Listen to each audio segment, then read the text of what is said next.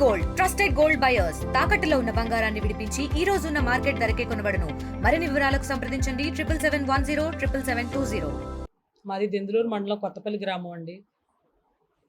మాకు అక్కడ 4 ఎకరాల భూమి ఉందండి. దాన్ని కబ్జా చేసి మా కొబ్బరికాయలు కోసేసుకొని మమ్మల్ని నానా చిత్రహింసలు పెడుతున్నారండి.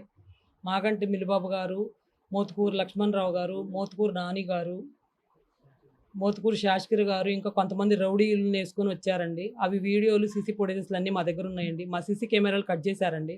గతంలో మోతుకూరు లక్ష్మణరావు గారు మా అమ్మాయి కాలేజీలో చదువుకున్నప్పుడు మోతుకూరు లక్ష్మణరావు గారికి నేను 40 లక్షల రూపాయలు తపతపాలుగా అప్పుడప్పుడు డబ్బులు ఇచ్చానండి. 2017-18 ఆ టైంలో ఇచ్చానండి. ఇస్తే అవి ఆయన కూడా తపతపాలుగా నాకు అకౌంట్లో వేశారండి. 5,000, 10,000, 20,000, 50,000 అట్టా 2 సంవత్సరాలు వేశారండి. ఆయనకి మాకు ఏ విధమైన గొడవలు లేకుండానే సామరస్యంగానే జరిగిందండి. అది అయిపోయాక మాకు మార్చిలో మా ఇద్దరికి ఫిబ్రవరి మార్చిలో క్లోజ్ అయిపోయిందండి. ఏప్రిల్ 12వ తారీఖున మాగంటి దుర్గాప్రసాద్ అనే వ్యక్తి నైటు 8:30 అట్లా ఫోన్ చేసి మా వారికి మీ ఆవిడ గారు పిన్ని మెడికల్ సీట్ ఇప్పిస్తానని డబ్బులు తీసుకుందంట, ఆనందబాబు నాకు చెప్పాడు, ఇప్పటి వరకు సిట్టింగ్ వేసాము, వాళ్ళతో కనుక మీరు మాట్లాడుకోకపోతే జగన్ వరకు వెళ్తారు కామ్రేడ్ నాని, మిమ్మల్ని చాలా ఇబ్బంది పెడతాడని చెప్పారండి. అదేం కాదు, మాకు డబ్బులు ఇచ్చారు అని చెప్పి మేము డబ్బులు ఇస్తే మా డబ్బులు మాకు ఇచ్చేశారండి. నేను దుర్గాప్రసాద్తో చాలాసేపు వారించి మాట్లాడానండి. ఆయన చెప్పినా వినలేదు. అదే విషయం వెళ్ళి కామ్రేడ్ నాని గారికి వాళ్ళ నాన్నగారికి చెప్దామని వెళ్ళామండి. వాళ్ళు తండ్రి కొడుకులను కూడా నాకు తెలియదండి. ఆ ఊరు కూడా నాకు తెలియదు. కారు డ్రైవర్తో ఒంటరిగా వెళ్ళానండి. వెళ్తే ఇట్లా వెళ్ళి ఆనందబాబు గారు చెబితే లక్ష్మణరావు గారు చెప్పారమ్మా, నాకేం తెలుసు, మీరు మాట్లాడుకోండి అన్నారండి. సర్లేండి అని వచ్చేస్తుంటే కామ్రేడ్ నాని గారు అడ్డం తిప్పి కూర్చోబెట్టి వాళ్ళని పిలిచి ఘర్షణ పేరేపించి పోలీసు వారిని తీసుకొచ్చి దెందులూరు పోలీస్ స్టేషన్కి తీసుకెళ్లారండి.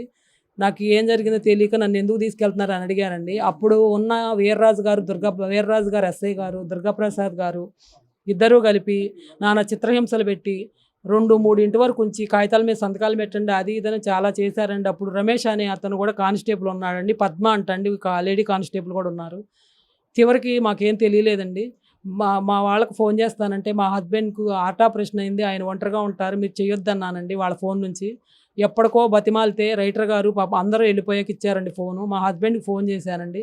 ఏమీ లేదు, ఆయన వస్తే వెళ్ళిపోదు కానీ మీ ఇద్దరు కలిపి అన్నారని ఫోన్ చేశానండి.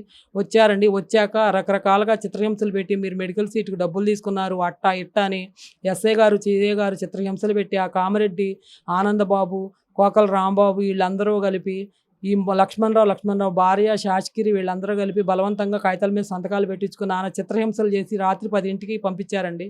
మేము వచ్చి పోలీసు వారికి ఎస్పీ గారికి కంప్లైంట్ ఇచ్చామండి.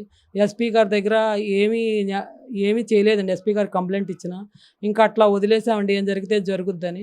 అట్లా ఉండగా మళ్ళీ సెప్టెంబరు 10వ తారీఖున మా ఇంటికి వెళ్ళి మా పొలం హ్యాండ్ ఓవర్ చేసుకుంటామని మా ఆడపడుచు గారు ఆ హస్బెండ్కి చెప్పారంటండి. ఆయన ఇదేంటని మా మేనల్లుడు వచ్చాడు కానీ ఆ రోజు తనకు తెలియదండి, వాళ్ళ నాన్నగారు చెప్పలేదు. మా గొడవ అప్పుడు అడిగితే తర్వాత ఏంటని ఆనందబాబు గారికి ఫోన్ చేసి అడిగితే వెంటనే తెల్లారి ఎస్సీ వాళ్ళు అని చెప్పి కుమార్ అని ఆయన్ని గోపనపాలెం కుమార్ అని కొంతమంది వ్యక్తులు పంపించి 2 రోజులు మా తోటలో నాన్న చిత్ర చేశారండి. భయపడి మేము వెళ్ళలేదండి. తర్వాత మేము మళ్ళీ ఎస్పీ గారికి కంప్లైంట్ ఇచ్చామండి, ఏమీ జరగలేదండి. తర్వాత మళ్ళీ వచ్చి మా తోటలో కాయలు కోసారండి. కోసి మా మీద అక్టోబర్ 7వ తారీఖున మెడికల్ సీట్ మీద ఇది చేసామని మళ్ళీ కేసు పెట్టారండి. ముందు బలవంతం కాగితాలు రాంచుకున్న దాన్ని మడతేసి కేసు పెట్టారండి. కేసు పెడితే మేము వాళ్ళతో పోరాడలేక యాన్స్పేటర్ తెచ్చుకున్నామండి హైకోర్టు నుంచి. దానికి జనవరి 9వ తారీఖున పార్టీ 1 నోటీస్ ఇవ్వమని వచ్చిందండి ఆర్డరు. దానికి అప్పటి నుంచి పార్టీ 1 నోటీస్ ఇవ్వకుండా అలాగే ఉంచి మళ్ళీ మొన్న సెప్టెంబర్ 23వ తారీఖున మళ్ళీ మా తోటలోకి వచ్చారండి. వచ్చి పొలం హ్యాండ్ ఓవర్ చేసుకుంటాం అది ఇదని చెప్తే మాగంటి నారాయణ ప్రసాద్ అనే మిల్లుబాబు మాకు తెలుగుదేశం ఆయన మేము కూడా అదే అని వెళ్ళి ఆయనకి ఫోన్ చేసామండి. చేస్తే పిన్ని మోతుకూరు నాన్నగారింటికి వెళదాము, శ్రీరామవరం రమ్మన్నారండి. ఒకసారి తెలియక శ్రీరామవరం వెళ్ళే తప్పు చేశాను బాబు, నేను వెళ్ళను అన్నానండి. సరే మా ఇంటికి రమ్మన్నారండి. ఇవన్నీ ఇట్లా కాదని ఎమ్మెల్యే గారి దగ్గరికి వెళ్ళామండి. మా నాన్నగారు అలా నెంపడ పెట్టుకుని వెళితే ఆయన బొప్పన సుధా గారికి ఈయనకి మిల్లిబాబు గారికి చెప్పారండి. వాళ్ళిద్దరూ మాట్లాడతారు, మిల్లిబాబు గారింటికి వెళ్ళమన్నారండి. ఇంకా వెళ్ళొద్దులే అని అనుకునేటప్పటికి మా మేనల్లుడు అక్కడే ఉన్నారని మిల్లిబాబే ఫోన్ చేశారండి. వెళ్ళామండి. వెళ్తే నానా చిత్రాలు చేసి సంతకాలు పెట్టండి, కుదరదు, 1,26,00,000 ఇవ్వాల్సిందే, లేకపోతే ఇప్పుడే కాయలు కోస్తా, 100 మందిని తీసుకెళ్ళి చేలో పెడతా, అది ఇదని నానా చండాలం చేశాడండి. నేను భయపడిపోయి ఇప్పుడే వస్తామని చెప్పి పారిపోయి భయపడి వచ్చేసామండి. వచ్చేసి వెళ్ళలేదండి. వెళ్ళనందుకు అప్పుడు మెదలకొండ ఊరికి నవంబర్లో 2 రోజులు కాయలు కోయించారండి.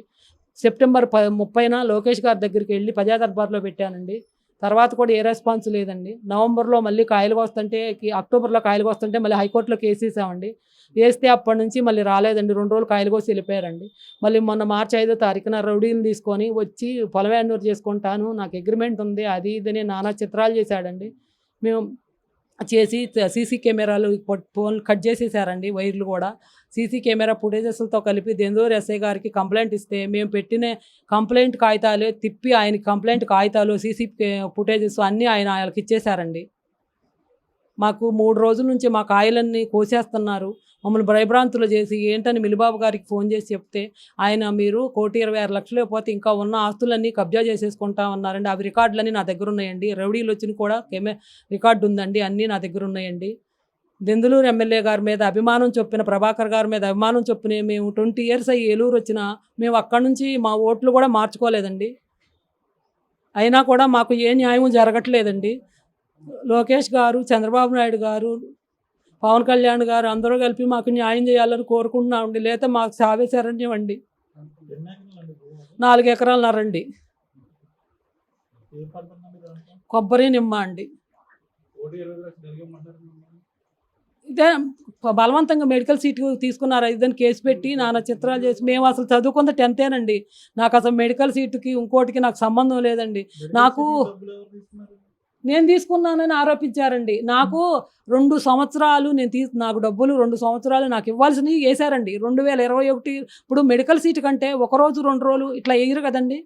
2 సంవత్సరాలు నాకు 5,000, 10,000, 20,000 నాకు తీసుకుని నాకు ఇచ్చి ఎదురు నా మీద రివర్స్ కేసు పెట్టి ఇట్లా చేశారండి. దాన్ని వీళ్ళందరూ పేరేపించి చేస్తున్నారండి. మరిన్ని వీడియోస్ కోసం ఛానల్ ని సబ్స్క్రైబ్ చేయండి. లేటెస్ట్ అప్డేట్స్ కోసం వాట్సాప్ ఛానల్ ని ఫాలో అవ్వండి. ఆ లింక్ డిస్క్రిప్షన్ లో ఉంది.